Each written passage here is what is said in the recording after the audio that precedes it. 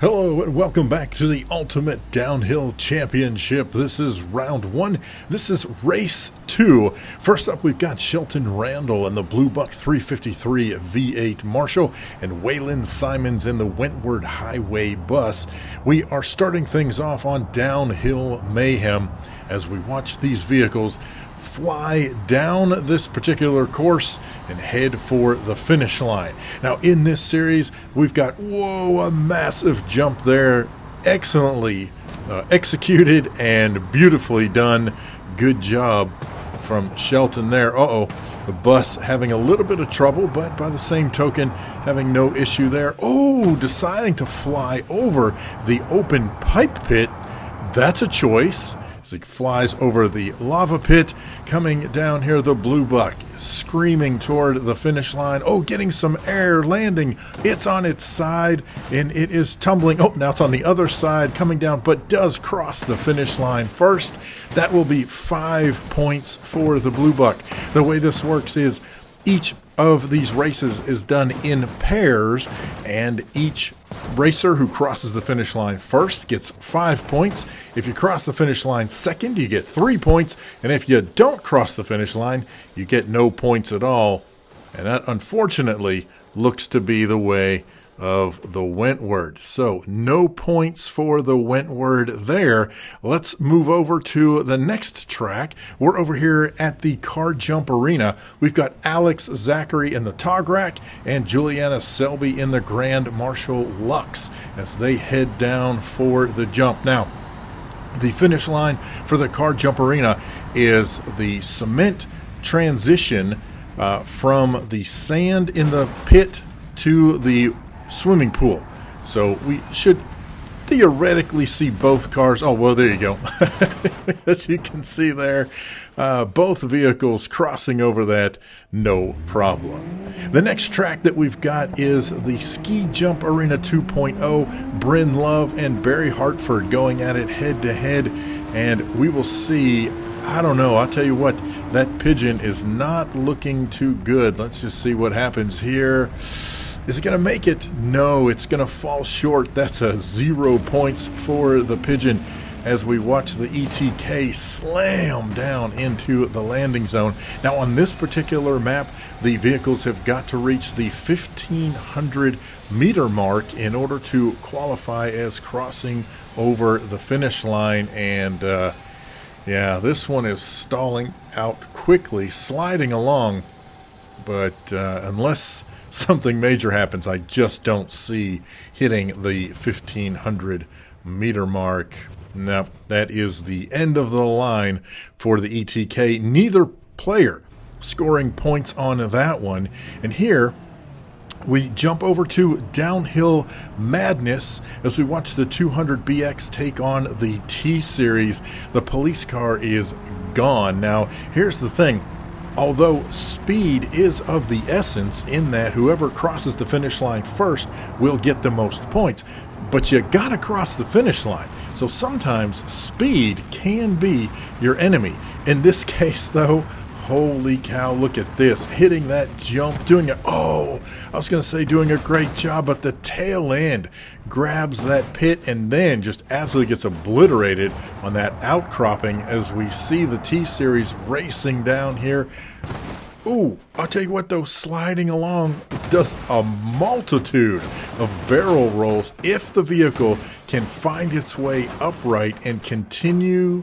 If it continue, it could reach the bottom, but neither one gets points here again. Returning back to Downhill Mayhem, Phoenix Taser and Chase Wheeler, both in pickup trucks, heading down the Mayhem track, and they are not exactly neck and neck, but they are as close as we have seen so far. As a matter of fact, Chase Wheeler puts down the pedal and is gone, taking off. There we go. Both vehicles clearing that first obstacle, no problem. They clear the pipes here. Look at this. Chase Wheeler now with a commanding lead over that. Woo, man, over the dune kicker, and there it is over the lava pit. Both vehicles clearing that with no problem at all. As Chase goes over the suspension checker, and this should be no problem at all for the dune kicker. Oh, somehow Chase ends up on his side, but crosses the finish line. And here we go with the dune kicker following up both vehicles finishing. Chase will get the 3 points, and the other vehicle, Chase gets the 5 points, and the other vehicle gets 3. We've got Hero of God and PARRIS BRADDOCK cruising down the car jump arena. And we are bouncing between each of the tracks that we're doing today. What will happen at the end of this race day is we will take a look at who's got what points. And we've got 4 total rounds. Oh my goodness, look at that. Oh, Hero of God did not make it across the line, so that is 5 points for the Sunburst and 0 points for the Bolide. That is unfortunate here. Back in the ski jump arena 2, we've got 32 vehicles that are all competing in pairs. Oh no. I was not expecting that. The Grand fell short and is off the course. That is a bummer there, but the PICCOLINA is sliding along, but it's got a long way to slide to make it to the 1500 mark. I don't see that happening. So as we watch the end of this, we've got 32 vehicles, each competing in pairs, and they will each compete on each of the 4 tracks. I know that may sound a little confusing, but we just redo a rotation here. So this is the second round of racing. Technically, it's the first round in the tournament, but this is the second series, if you will. Second race in the series. These vehicles have not raced on these tracks yet. That's what I'm trying to say. All right, Elliott and Cole going against each other. We've got the ETK versus a Hopper Classic. There we go, clearing that first obstacle there with no problem at all. Same thing with the Classic. Most vehicles can make it past that first little, that first little jut there, but this is not good for the ETK. Sliding around. Oh, look at that, though. Doing some nice sideways drift work out around that pit.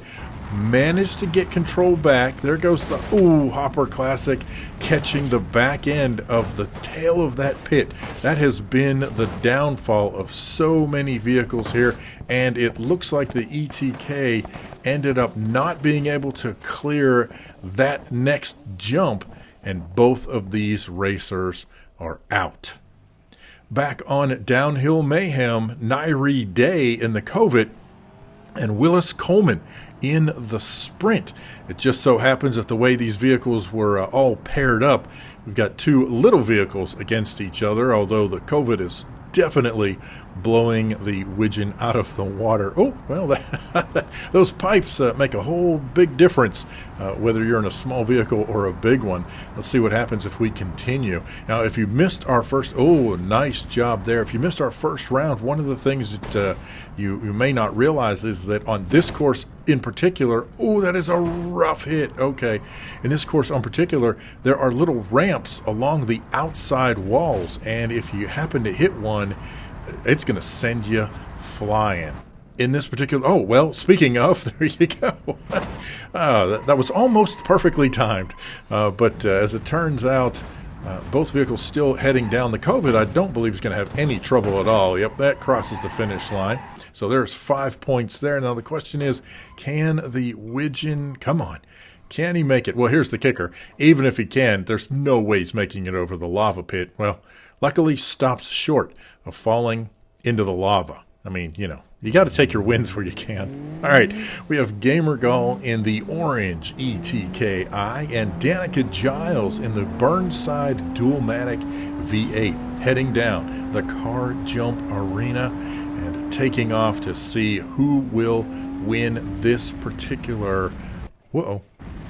There we go. Who will win this particular set? Oh, look at that. The Burnside. The ETK. Okay, crosses the finish line. I was a little worried there. Oh, I thought for sure the Burnside was going to have it. Instead, ends up crashed into the barrier. That is unfortunate. We've got the Miramar versus the 80s Pessima here in the, this is on the Ski Jump Arena 2.0.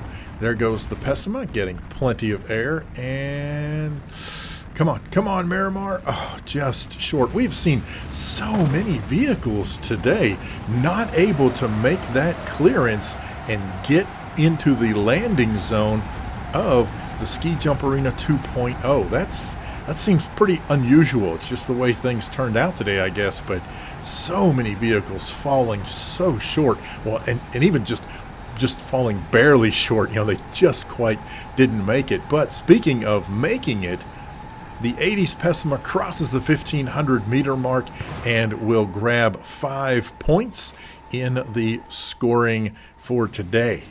Back here on the Downhill Madness, we've got the Barstow and the Roamer facing each other. So far, we have not had any vehicle get to the finish line here in Downhill Madness. This particular course has been brutal for the competitors, and holy cow, this Barstow is just absolutely flying down. Look at there, grabbing some air. Let's see what happens when it hits this jump. Oh, once again, the back end catches. Oh, the Roamer gets obliterated. It is tumbling down. We can see up ahead the Barstow. Nope, well, there goes the Roamer. It's pretty much dead in the water. Oh, the Barstow, however, is upright and is still functioning. Look at that rear wheel. That is some crazy action going on there. Again, it doesn't matter how fast you complete the course, you just got to get to the finish line. And at this point, it should be pretty smooth sailing for the Barstow. Barstow potentially being the first vehicle to cross the finish line in Downhill Madness, as we just look at the utter destruction and damage. Look at this. What a mess that is. But it is still actually cruising down the hill. I can't even wrap my head around this. This is absolutely insane. And here comes the finish line. Come on. It is right there off in the distance. You can see the white line coming up, and here it is. Boom, there you go. Congratulations. The first car to cross the finish line in Downhill Madness. That is spectacular. Whew. Taking things back to the Downhill Mayhem map, we've got okay, well, we've got the Vivace, we've got the Wendover down here on Downhill Mayhem as they cruise down. Both vehicles off to a very easy start. There's not a whole lot that goes on in this first section. This thing, you know, oh, the Wendover loses part of its front end. In the meantime, there goes the Vivace, and oh, it clears the pipes. Honestly, I thought the Vivace was much closer to the edge. Look at this. They were almost neck and neck. Vivace getting out of control. That is costly as the Wendover cruises down. Vivace throwing its wheel into the air. This could be serious trouble for this vehicle as the Wendover easily crosses over the finish line. And let's just see. Now that, well, it's still moving. Now the general rule is, as long as the vehicle is still moving toward the finish line, we will stick with it, because you just never know. Something, you know, it could inch its way, and every point is going to matter at the end of the day. So little by little, oh, there we go. Come on. If it could just get off the wall. But, you know, with the front end being as messed up as it is, this could be a very long process, or it could be over. Yeah, and no points. So, sorry. All right, back at the car jump arena, Benjamin Ruff in the Scintilla Course Spider, Russell Gladwin in the SBR. These are both two of the fastest vehicles pitted against each other that we have seen in the competition. The Scintilla grabbing major air, the SBR grabbing air as well. Look at that, the Scintilla landing nearly, probably close to that 500-meter mark. Hits the finish line easy. The SBR stalls out in the sand. Oh, that is so painful to watch. Oh my gosh. Here we go. Two dragsters against each other to finish things out for today at the ski jump arena. And although there is a pretty decent amount of distance between them, I've got a feeling that that's not going to make a difference. I was going to say, as long as they can remain upright, and both dragsters are upright, although they are both in some serious trouble. Look at the front end of that bad boy. That's not good. Oh, and here it comes. The Moonhawk. There goes the Moonhawk. Look at that. Cruising past and heading toward the finish line. Will the Moonhawk cross the finish line? Getting closer. And come on, here it is. There it is. Grabbing 5 points. Oh, the 90s Pessima. Just that front end was so messed up. There was just no way it could finish. All right, here we are, Downhill Madness. We've got Anton Vipond and Merrick Stone facing each other. This Bastion is, oh, look at that. It's just out of here. Absolutely flooring it against the Vanster four-wheel drive van. Oh my gosh, look how fast that dude is flying. Oh, the back end is getting a little loose, but manages control. Up over. Oh, does a pretty good job of clearing that pit, but the front end gets dinged up, and that just sends the vehicle rolling and flying. And speaking of rolling and flying, there goes the Vanster also rolling. However, makes it over that final jump. So there's the Bastion. It's out of commission for sure. And the Vanster comes to rest. Okay, so here we go. Here are the results of round one, race 2. There are 2 more races to go in this first round to get folks qualified. And what we'll do is we will take the top 16 scoring vehicles and they will move on. You can see highlighted in yellow are the current leaders. And if it turns out we've got more than 16, then we will definitely have a playoff action to see who can get seeded in those top 16. Thank you so much for watching. Be sure to tune in next time for race number 3, and we will see who keeps adding up points. Will we have anybody else survive the Downhill Madness map? I don't know. That thing is absolutely destroying cars. I'm davidinark. Thank you so much for watching. We will see you next time on the Ultimate Downhill Championship. Have a great day.